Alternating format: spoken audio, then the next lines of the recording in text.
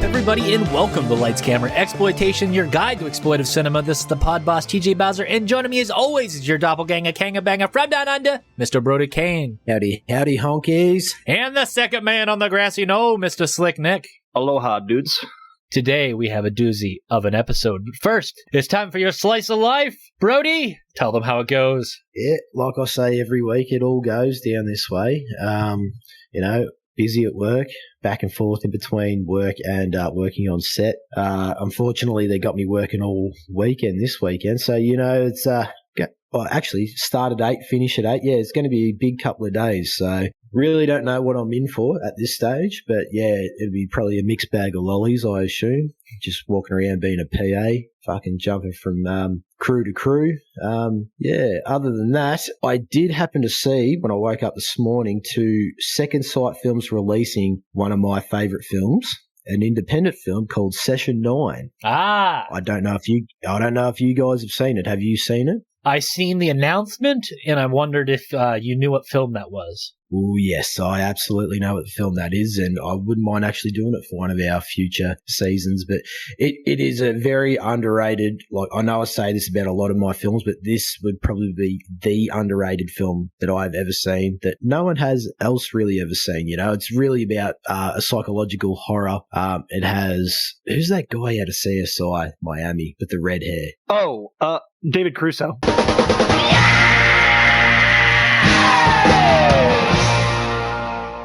It has David Caruso in it, and it's a very interesting film. I don't really want to give away too much, but I think it'd be an awesome film to do on one of our shows in the future.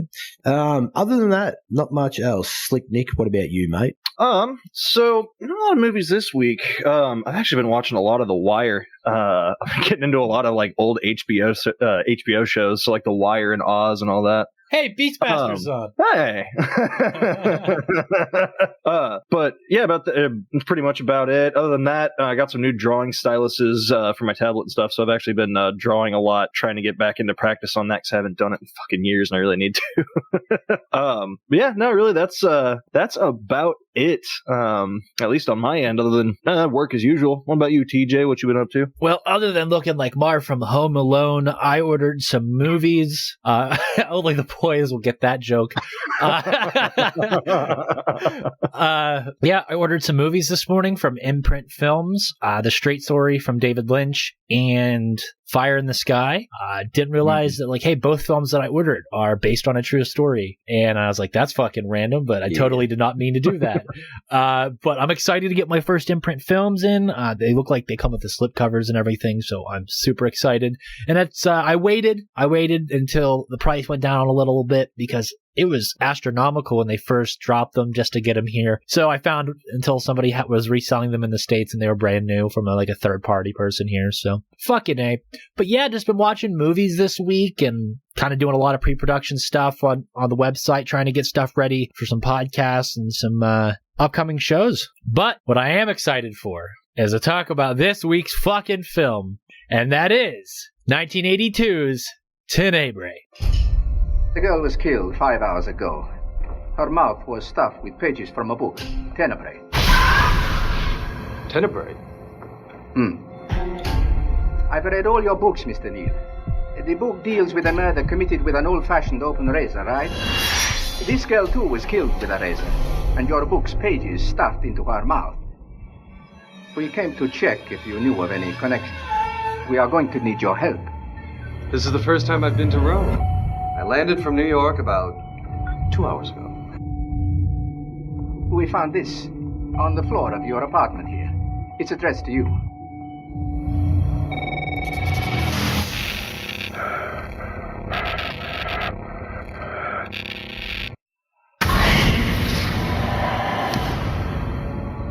My life is in danger. There's no deal in the world worth risking my life for. Tenebrae is a sexist novel. I wish I'd never written that book.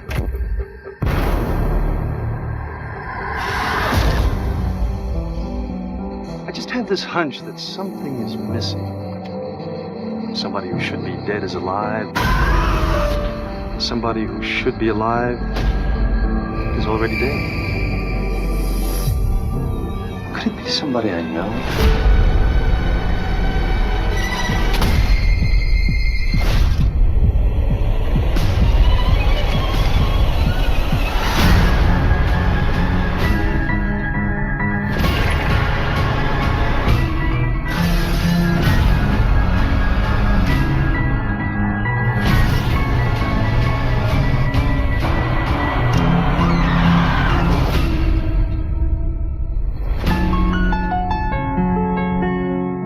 Got a bestseller.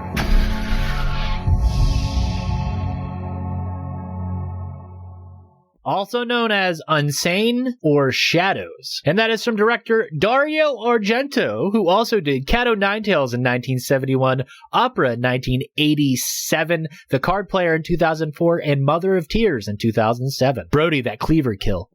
Fucking delicious. Writers Dario Argento, who also did Demons in 1985, The Sect in 1991, The Wax Mask in 1997, and Do You Like Hitchcock in 2005. Cinematographer Luciano Tovoli, who did The Passenger in 1975, Suspiria in 1977, Splendor in 1989, and Dracula 3D in 2012.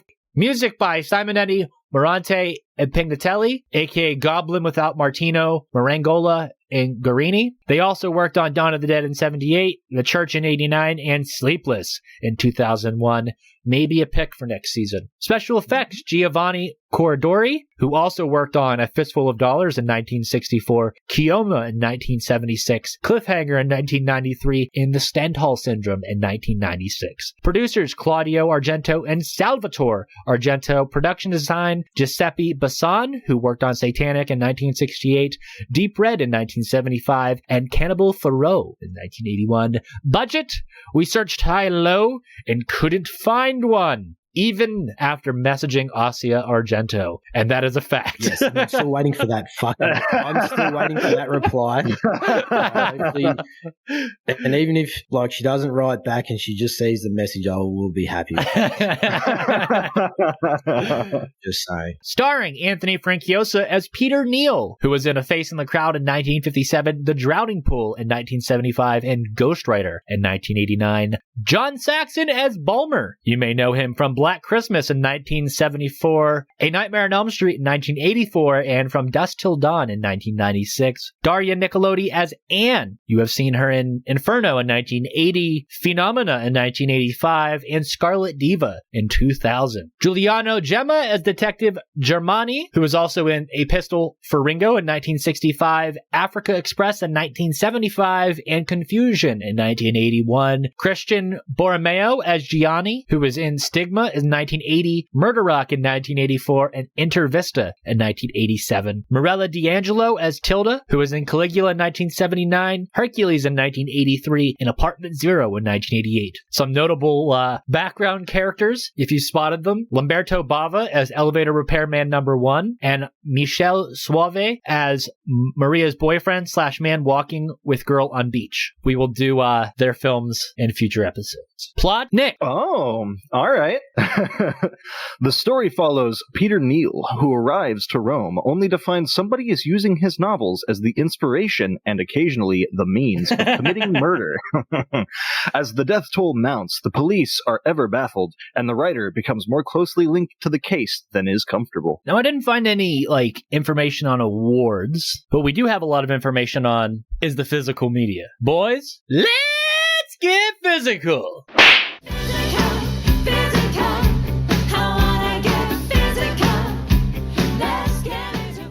So we have the Synapse film release that was dropped on September 13th, 2016, and it runs 101 minutes, and it's not rated, baby. And it features an all-new Synapse film supervised color correction and restoration of a 1080p scan from the original camera negative, presented in the original aspect ratio, and it is absolutely gorgeous. Dual English and Italian language options with newly translated English subtitle tracks for both. Audio commentary track featuring film critic and Argento scholar Maitland McDonough. Rare high-definition 1080p English sequence insert shots playable within the film via seamless branching, which I watched. Don't know what the fuck those were. Feature-length documentary, Yellow Fever, The Rise and Fall of the Giallo by High Rise Productions, chronicling the Giallo film genre from its beginning as early 20th century crime fiction to its later influences on the modern slasher film genre, and I believe that is exclusive to the Synapse release. Original unsane US version of Tenebrae, end sequence, alternate opening sequence, international theatrical trailer, Japanese shadow theatrical trailer, and it is a 2K Blu-ray Region A lot.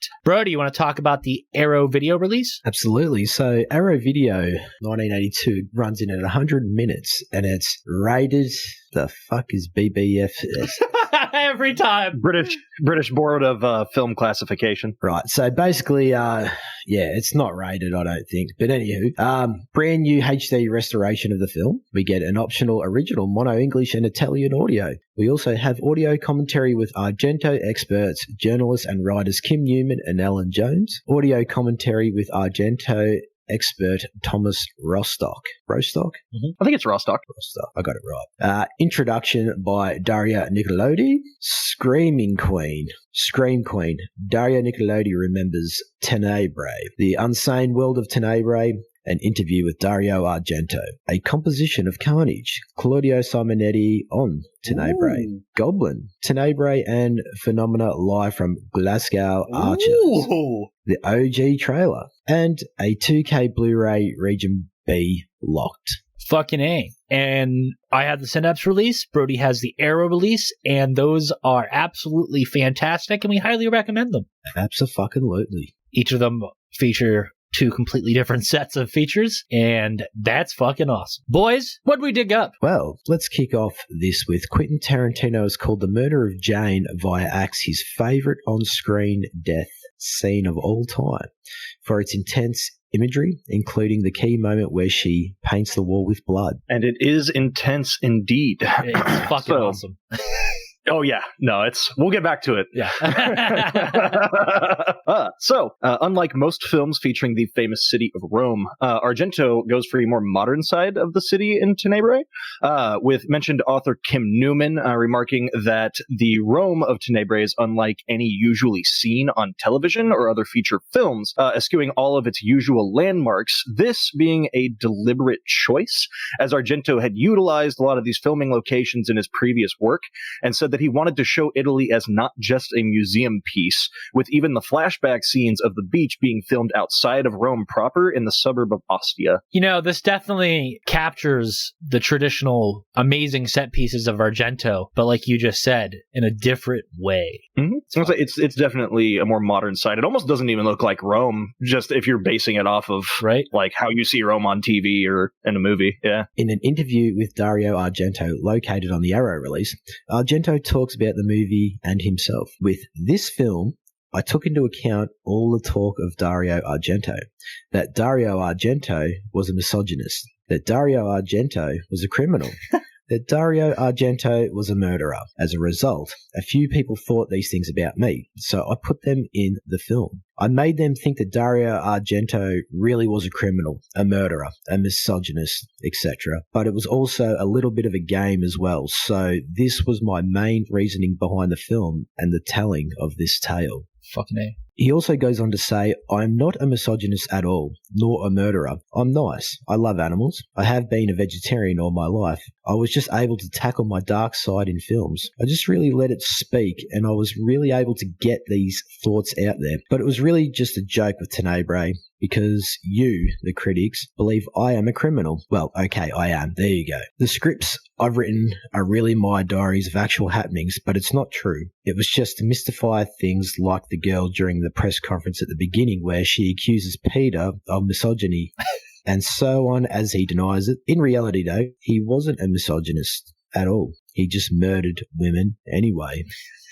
I love how that reads. One of the main recurring themes within Tenebrae to consider is that of doubles and reflections, with writer Thomas Rostock, as we mentioned earlier, noting on the film's exploration of the dual nature of the film's two murderers, as well as each major and minor character, location, events, and objects being a mirror or a double of another. This includes small details, such as Peter's typewriters, background fights during exterior shots, the airplanes seen multiple times throughout the film, as well as the famous reveal of Peter standing behind Detective Germani during the film's final act, showcasing the similarities and differences between the light and dark of each subject throughout the picture. Fucking A. So Argento wrote the film in Los Angeles, and he goes on by saying, while I was working on something else that wasn't produced, someone kept phoning the hotel. At the beginning, it was very nice, very kind, but then it became a little more insistent. Phoning more often, sometimes 3 or 4 times a day. This was a little embarrassing and I thought something was up. It was a bit strange and very morbid. He kept phoning and he became much more menacing. He said that my films had ruined his life and that I deserved to be punished. So when I'd heard about being punished, I went straight to the producers where I work and I told them everything. They told me to leave and go to a hotel in Santa Monica by the coast. So I went and had 3 great weeks there. I got back to work after such a fright as I had stopped writing completely. Then after 3 weeks, the same person phoned again. He said, so you think you've escaped? And the threats started again. He said things like, you've ruined my life, now I'll ruin yours. So I jumped on a plane and went back to Italy.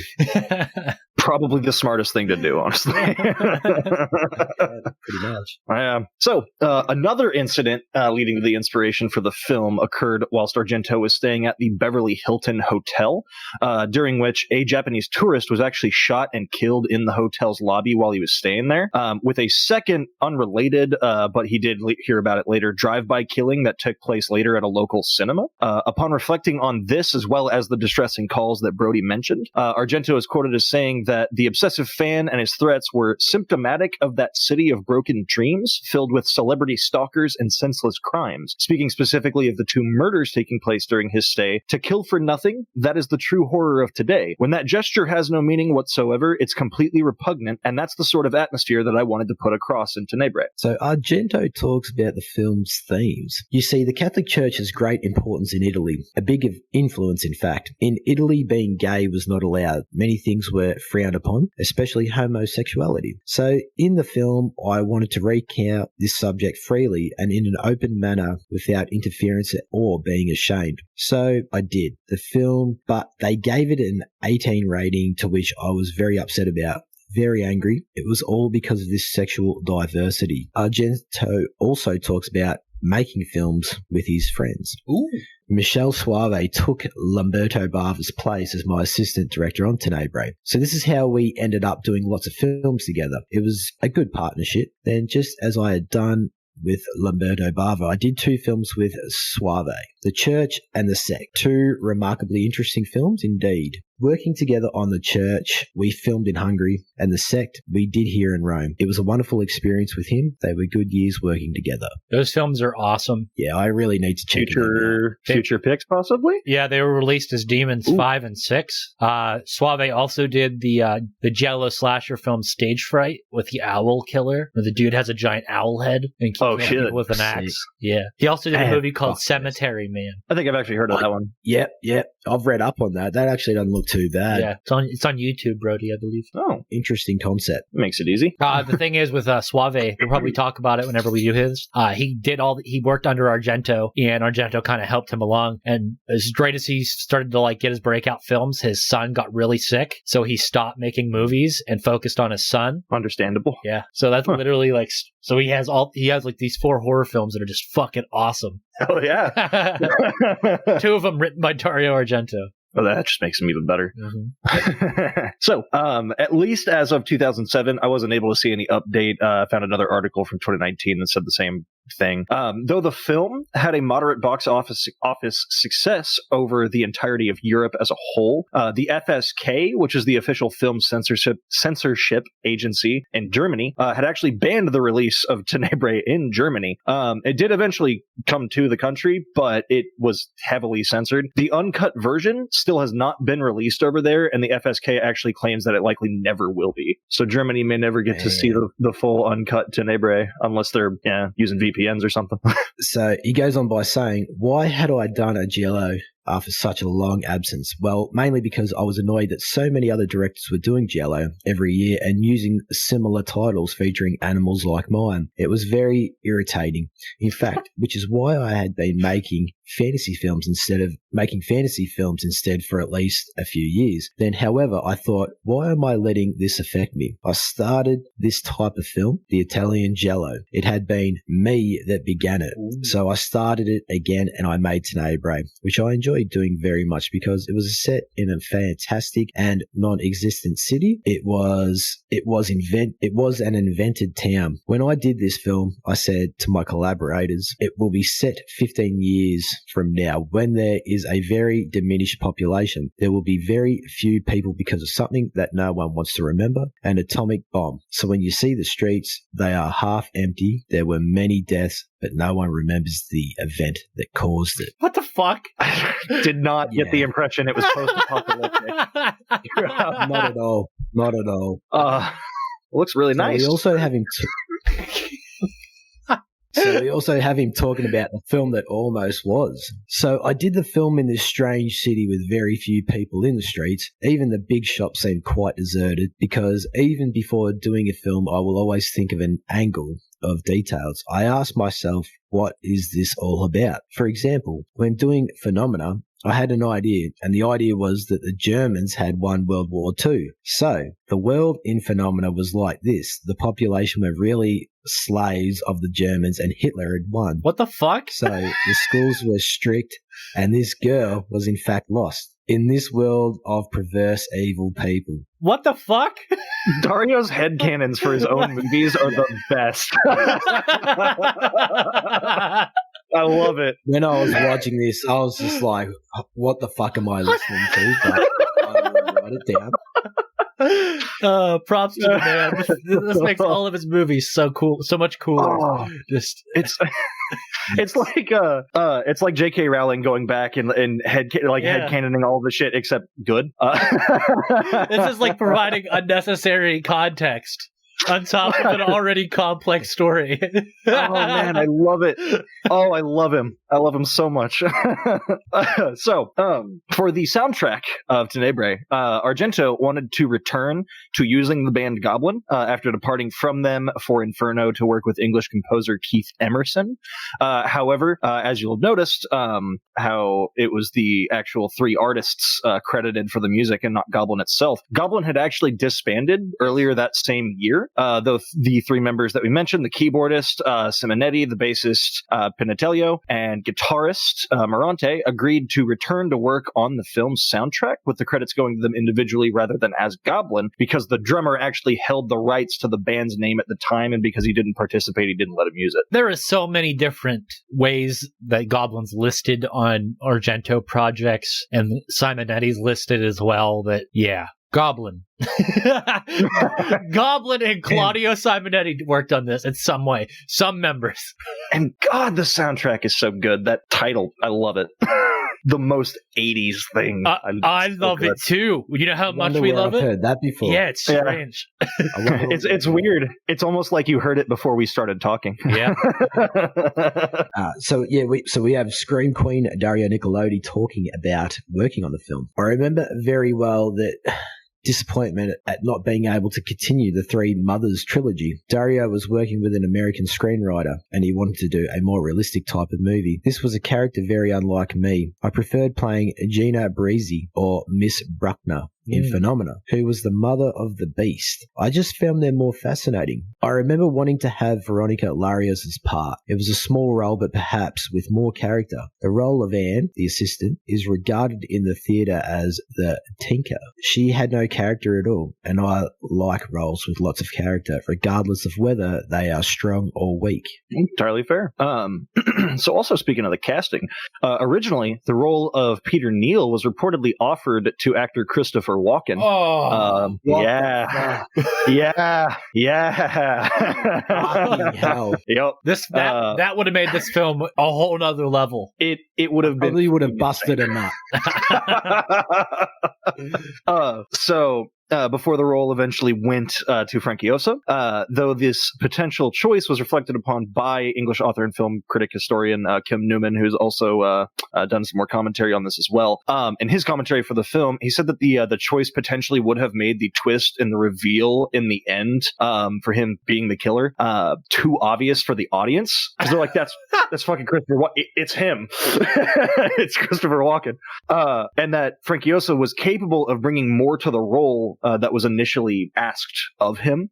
So they ended up deciding to go with Franciosa instead. But yeah, I agree. That would have been fucking If you want to insane. watch Christopher Walken in a giallo vibe movie, watch All American Murder. Yes. I Yes. don't care how much he would have, like, people would have actually thought he was the killer from the word go. I just want to see The that. moment you said that, Brody's yeah. face was just like completely just I know. trashed. Like, oh my god, you can see his just heart ripped out of his chest. Yeah, you can see the moment where my heart breaks in half. I found that note and I went, this is fucking going in the episode. Oh, that would have been crazy. That would have been amazing. Fuck. Anyway, moving on. Got me all upset. We broke Brody. So we have Nickelodeon talking about Anthony Franciosa. During breaks in filming, he was as professional as he was during the scenes, but sadly, he and Dario argued quite often. Dario gets annoyed and bored with actors, although I think he should have been an actor himself. See, that right there is the reason why you get Christopher Walken. I was like, he probably would have had more fun filming it. Because this was whenever what's her name and Argento were romantically like involved. Yep. Was during this, but they were fighting over, I think it was the rights from Suspiria or something like this. So they were already arguing, and Franciosa and her became friends because I believe it was they both trained under Tennessee Williams together, so they like bonded over it. And Dario was like, stop fucking talking to my girlfriend. They're all jealous. Anyway, Nickelodeon talks about some of her favourite scenes throughout the film. There are some scenes that I love, for example, the murder of John Saxon with the bright light shining, to which I thought was fantastic, the murder of Anthony Franciosa, and the part where Gemma's ears are superimposed over the killers. In every part of the world where I have seen this film, the audience jumps at that point, similar to the reaction of my death in opera, with all of the special effects exploding at the back of my head. Dario really knows how to do those scenes extremely well and with lots of scares. So I found something that plays into what we were talking about as well the other day, TJ. Yes. The film actually features a direct nod to George Romero's Dawn of the Dead, of which Argento oversaw the edit and rescore for the European release of the film, with the muzak that's played in the department store near the beginning of the film during the shoplifting scene actually being taken directly from Argento's version of the film release from 78. So, Okay. yeah, he reused the muzak from his cut from Dawn of the Dead. So some of the things I know about the creation and the behind the scenes of this film.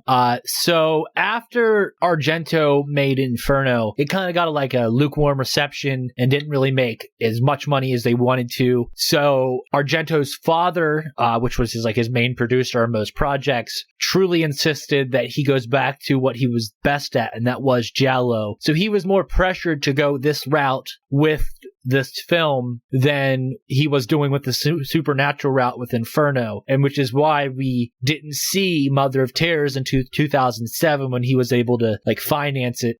We would see a unofficial sequel to Inferno in 1989's The Black Cat from Luigi Cozzi, which is another director that worked under Argento for a little bit, and that has another mother in it. But that movie's meta in a different way, and hopefully we get to it at some point. But it's a very unique film in and of itself. But yeah, and another thing about this movie is it's thematically it's completely different than the other giallo that Argento's made. Like we mentioned earlier, just the setting alone is completely different from showing the architectural side of Rome and the other places that he's gone, even Germany, whenever he's done Suspiria and stuff.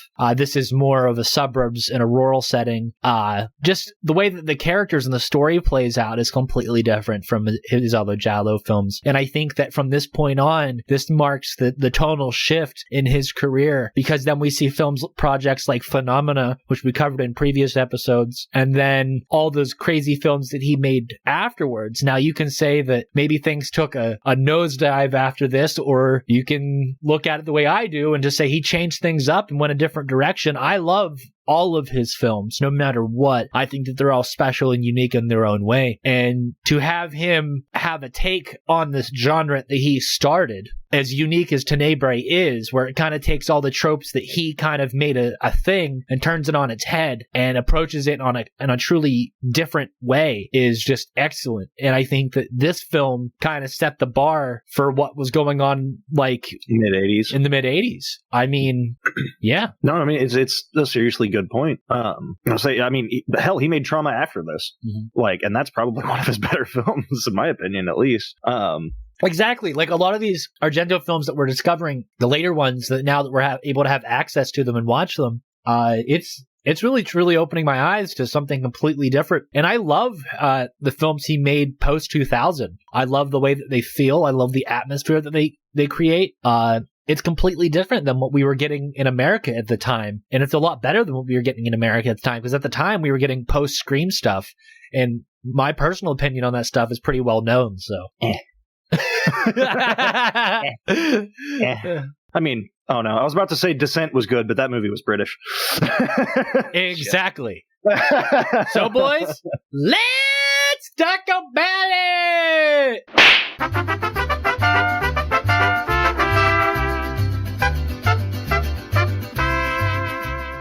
Okay, Nick, favorite performance of the film? I am going to have to go with our boy Franciosa as Peter Neal. Okay. Definitely enjoyed his character throughout all of it. I liked how he hid the reveal so well until the end. I personally, honestly, did not see it coming. And even after the reveal, his character, when the detective is exposition dumping at I believe it's the other detective as well, about Peter's like background. Yeah. Oh, he's all curled up in the corner and everything, and he's got the gun on him. And then just from 0 to 150 after that. I just think it was a really great performance. Again, with the whole dual nature thing, as mentioned earlier, I think it was Rostock that was pointing that out. He's almost got like his own duality on himself. You get nice guy Peter for the entirety of it, and then there's the reveal, and then you see the real Peter for the entire rest of the film. Up until his admittedly awesome death scene. So yeah, I'm gonna have to go with Franciosa. Brody, what's yours? You know, I'd have to agree with you 100% there, Nick. I had Peter Neal. The way just how he can manipulate the audience into believing it's not him, and then to turn into this fucking monster towards the end of the film. To me, it's exquisite. Like yourself, I didn't see that coming at all. Like, I mean, it was in the back of my head, but I was saying it about every character. It could be that person. I bet you it's that person, typical. But that was kind of cool about this film, because it like left you, kept guessing, keeps the ball rolling in your head, like who's who and that. But yeah, it's obviously Argento's storytelling that plays a huge part as well. Obviously, that definitely drives it home for the actor. I just still wish we had Christopher Walken. Just put it out there again. But no, yeah, like I said, exquisite acting. It's just I don't know. It's really hard to explain. It's just like this shock value that's there when it's revealed. Like I said, it's mainly due to Argento's storytelling as well. So yeah, TJ, what do you reckon, mate? So I'm gonna go a little different than you. This is probably one of my more favorable Dario Nicolodi roles. I do love her as Miss Bruckner in Phenomena, but I think that she's extremely believable. And then her performance in the last act of this film just really goes home, and especially knowing that the scream at the end isn't necessarily hers, and she's just acting her ass off. And it's just super memorable for me every time I watch this film, seeing her just freak the fuck out at the end. And then also that shot that Argento replicates in so many of his films of the girl in the rain in the back of the car, just her stands out, and it's just so wonderfully done. And I love her, the dialogue between her and the what is it, Peter Neal character, just super believable. believable that the relationship's been going on for a little bit and that they truly care about each other, but definitely there's something going on. I do have to mention, I do like that one part whenever he's having like those weird dreams, like before the beach orgy thing, like the silhouette of of him screaming and shit is nuts. I do like super that. cool. Yeah. If that was actually Frankie Osa doing that shadow stuff, props. I want to say, considering how highly Newman spoke of him, it probably was. Man. Fucking A. Which brings us to an interesting one, which is the next one. And I'll just say mine right off the top, which would probably be the first killer's house, because it was just so fucking massive. And I felt like it had two different sets in one, where you had the basement and then you had the upper portion. And it allowed for like a separation and a completely two different atmospheres from just going from the bottom to the top.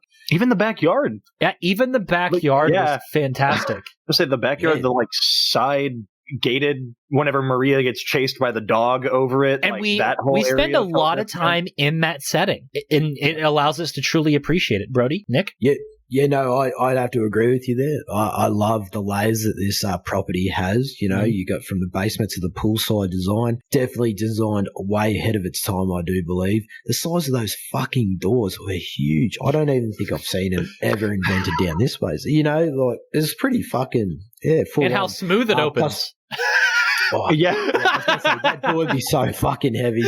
But you know, it's like you were saying, like we get some of the greatest scenes of the film filmed at this house. So yeah, I'd have to agree 100%.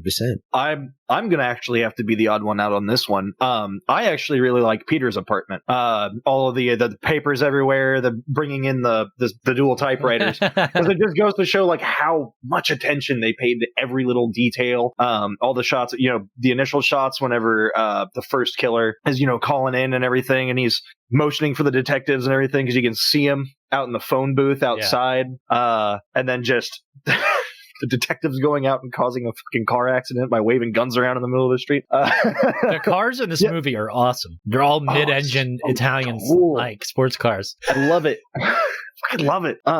There's everything about it, even just the city itself, like the exterior shots of the airport and everything when he decides to leave and go home. Just the city itself is great, but I'm going to have to specifically go with Peter's apartment that the like publisher or whatever was renting for him. Yeah.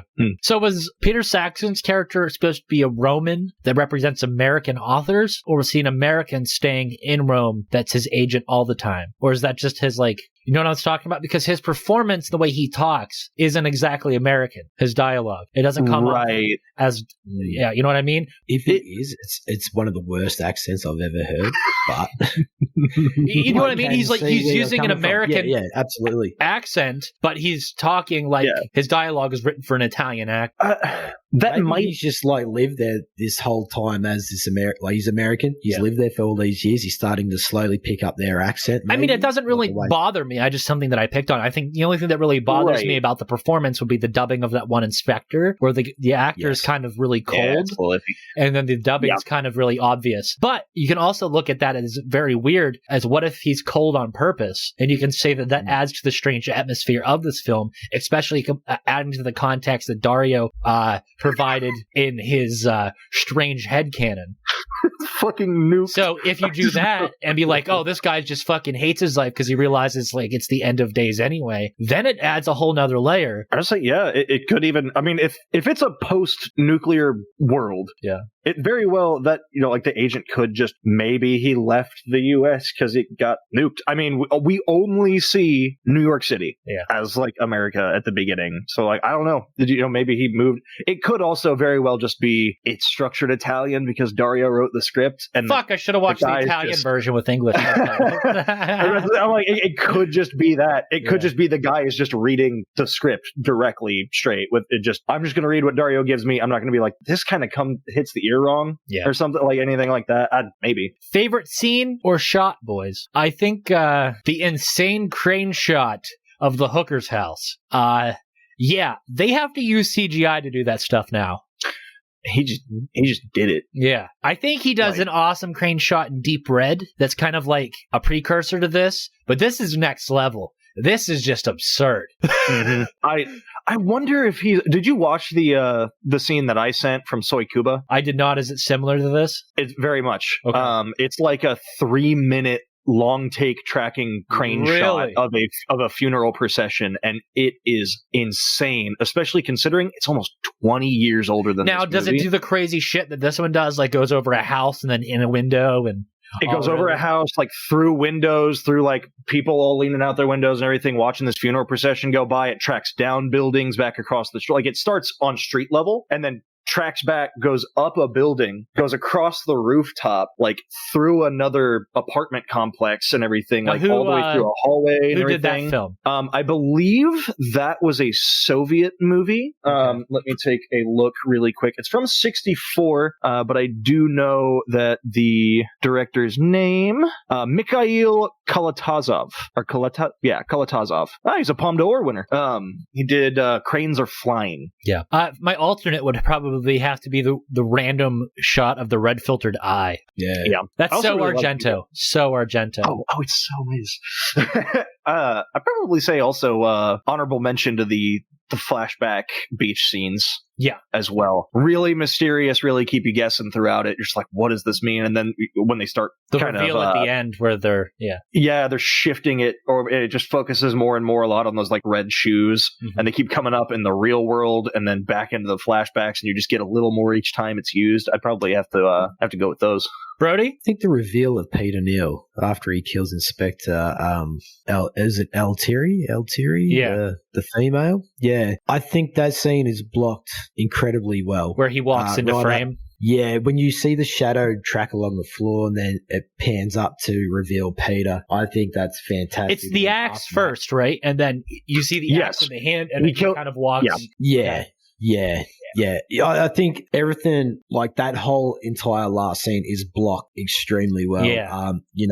Right up to Peter slitting his own throat. Does it stop at all? Because then it would pan up over that divider, right? And then show Daria walking in and then the other inspector, and then it would show him backing up into the corner as kind of like in fear type thing. Yeah, it plays out like obviously the reveal, and then we have the police come through, and then it's like it's kind of a weird one because he sort of doesn't know what he's doing, but he does at the same time. So it's played on like perfect timing. So as after it's revealed that he's the killer, he goes down to caress the body, then the police run in. And it's like, it looks like he's just found her, and, but even after that, it's just fucking bonkers.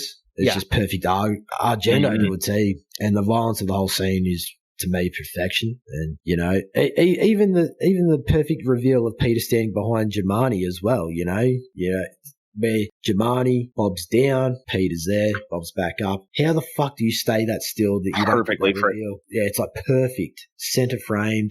That whole ending is fucking fantastic. That scene's famous enough. The Wikipedia article for this movie just straight up has it.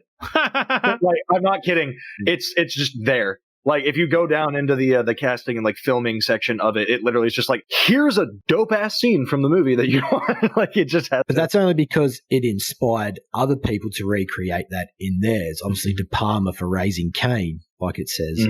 But yeah, I think that whole ending is fucking amazing. Yeah. Now, sidebar, from the Argento films that you guys have watched, where does this rank on twists for you? I think I honestly like it more. I think pretty high. I probably actually like this twist a bit more than even like Suspiria's, and that's one of my favorite movies of all time. You like this? Okay. Brody? I'd have to agree with Nick. I like the reveal of it. Like I said earlier, I was just guessing from start to finish who the fucking killer was. This definitely ranks up higher, but I really still think that the Bird with the Crystal Plumage one is still one of my favorites because it's literally just a perspective thing. Yeah, and it's very well done. Now, it's extremely subtle. Trauma's up there too because that's also a perspective thing. Yeah, mixed with this. If that scene, if you think of like things head on, wink, wink. Spoiler alert. Head on. Fly directly to the forehead. Fucking A. Okay, anyway. Favorite effect or death, boys? Paint the wall red? It's definitely one of the dimensions. Yeah, it's fucking rad. Do you see eye to eye with Tarantino on a lot of things? Yeah, I'd agree with you there, Mr. Bowser. You know, obviously over the top blood splatter, but it's because it's on white walls. She's like wearing a white dress. It just makes it even more effective. Yeah. Honorable mentions. Axe to the head, maybe. The first killer? Yeah. Well, it's whenever Peter kills the other killer. The other that's murderer. right, yes. Yeah. Yes. The t-shirt, that's pretty cool. That one's not bad. What was his name? The kid that was shadowing Peter. John. His was kind of lame. Just strangled. Just strangled a car. I do like how he's like, I gotta fucking see it. If I'm gonna die, I want to see who it is. So he's like forcing himself to turn around. Turns around. Son of a bitch. I wonder what ran through his head when he saw Peter's face after that. He was like, I came back and you were knocked the fuck out with a rock. Did you just clobber yourself? God damn it. I guess I'll die. Yeah, Birdie mentioned the axe to the head. That is pretty brutal. There's enough to fuck John up for half the movie. Yeah. Did he throw the axe out the window, or was he just... I don't know what he threw at the window. I couldn't tell. I just broke the window. I think the axe was still laying on the ground. Yeah. And it looked like he threw a rock through the window, but he was inside. So I don't that part was a little bit weird. I was watching that, I was like, what the fuck did he just do? And then he broke the window and he just stood there for a second. I was like, run. Get the fuck away. It was like last night I was talking to TJ about it. I said, oh yeah, I've just basically seen old mate get clobbered in the head with an axe. And he's like, has the arm scene come up yet? And I'm like, oh fuck no. And I was like, oh God damn it. So I was just like waiting for the rest of the movie for this arm scene, and then when I saw it, I was like, oh, here we go. Yep. I'm in for a fucking treat. Maria's wasn't bad either. She fought that dog for so fucking long. There's more suspense in this dog scene than all of Cujo. That is fair. As a massive Stephen King fan, I do not like Cujo. There's one cool shot in Cujo, and I will forever shit on that movie because I watched it recently, and I was like, this is fucking boring. Like, it's not a good movie. No. It's not a good. I don't even like Christine either, to be entirely honest. It's not scary to me. It's a fucking Chrysler. It's a fucking Chrysler. I'm fucking scared. Yeah.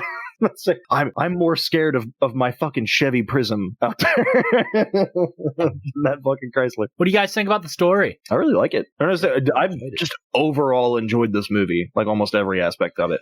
I do think a little bit of the exposition dump from the detective at the end gets a little convoluted. While he's like explaining all the backstory for Peter, and he's just like, hello, I am here to explain every single reason why this guy is a murderer.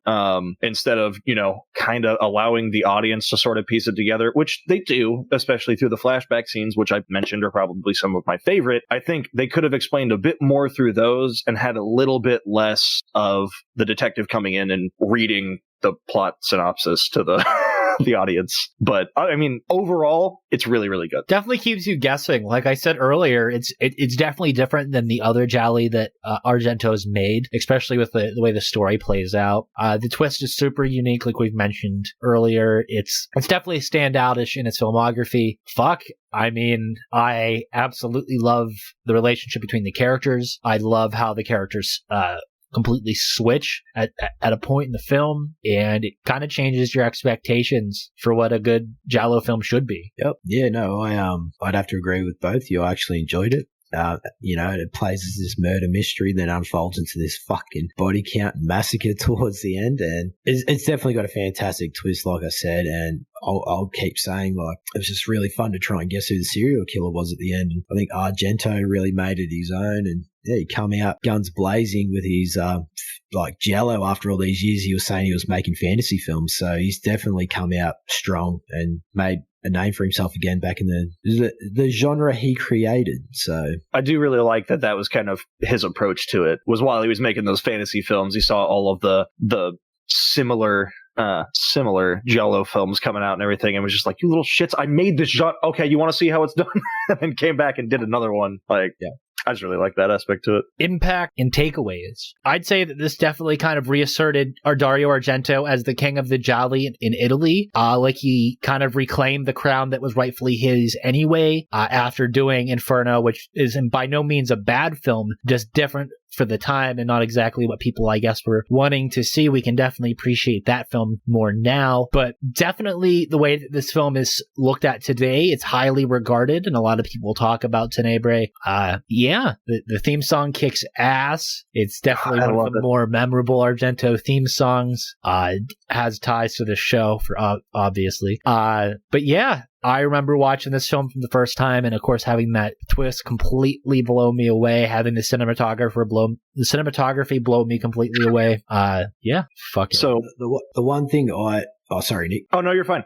So I was wrong. It came out February 13th, 1987 in the U.S. Okay, so it probably didn't stand out. 5 full years after the movie came out is when we got it. Jesus. Brody? Yeah. Yeah, no, like, the one thing I really take away from this film and Argento's previous work, it doesn't matter if you hate the film throughout the entire film, you always know that the last 20 minutes is going to be fucking phenomenal with his films, no matter what. So you can literally sit there throughout the whole movie, maybe not like it, but you know you're in for a fucking treat when you get to that last 20 minutes, no matter what.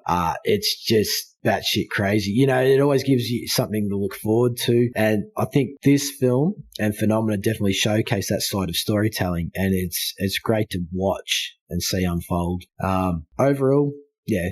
If you have not seen this film, definitely fucking watch it. If not, buy it, because you're in for a fucking wild ride. Oh no, it's a must see, especially if you like giallo or specifically Argento. Definitely watch this. I mean, you can already see, we've already mentioned it, specifically De Palma, the impact that it had, with De Palma basically straight up taking the crane shot and putting it in The Untouchables, which is one of the best movies I think ever made. And if you can influence one of the best movies ever made, it definitely puts you up there. I definitely would say the impact, even just on a personal level for Argento, is definitely visible, considering this was his return to giallo. And who knows if we even would have got Mother of Tears in the end if this movie had not been made, if Salvatore had just been like, hey kid, do what you're good at. Like, go back to that, do that, and then, had that influence on him to go back and make this. It does create a cool what if in your head. Yeah, like, what if he just, no, screw you, Dad, I'm gonna go make these movies from now on. I mean, he kind of did after this with Phenomena, because I don't think that his dad produced that one, right? He did, right? Don't believe so. His brother may have.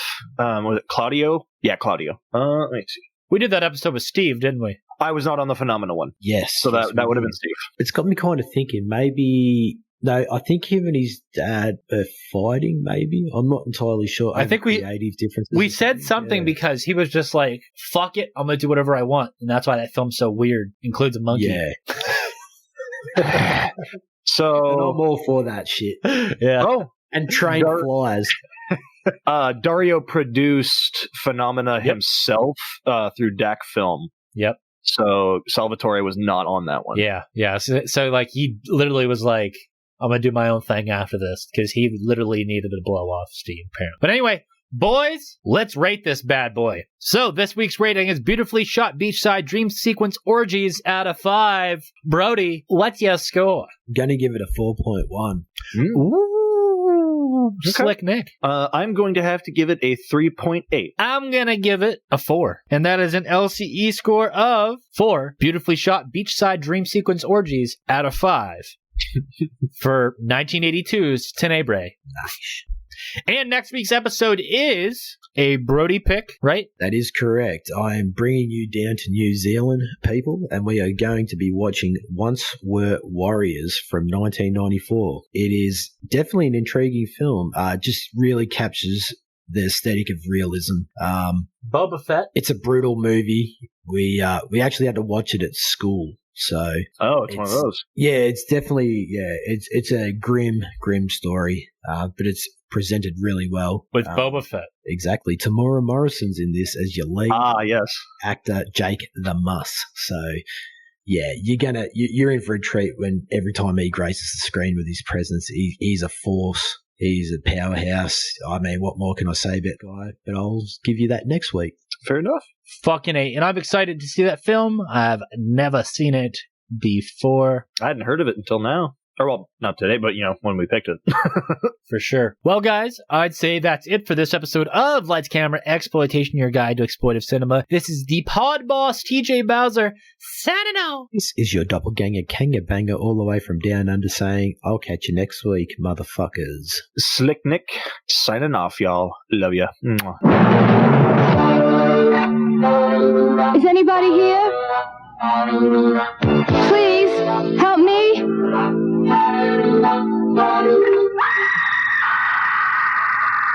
Tenebrae, terror beyond belief. So we have Argento on creating giallo films again. He goes on by saying, what the fuck? Why had I done a giallo? He's talking like an Italian. Why had I done a giallo after such a long absence? Why, mainly because I was annoyed that so many other directors were doing giallo every year. You know that. Yeah, good call. Classic Argento. That's a good one for the bloopers, mate.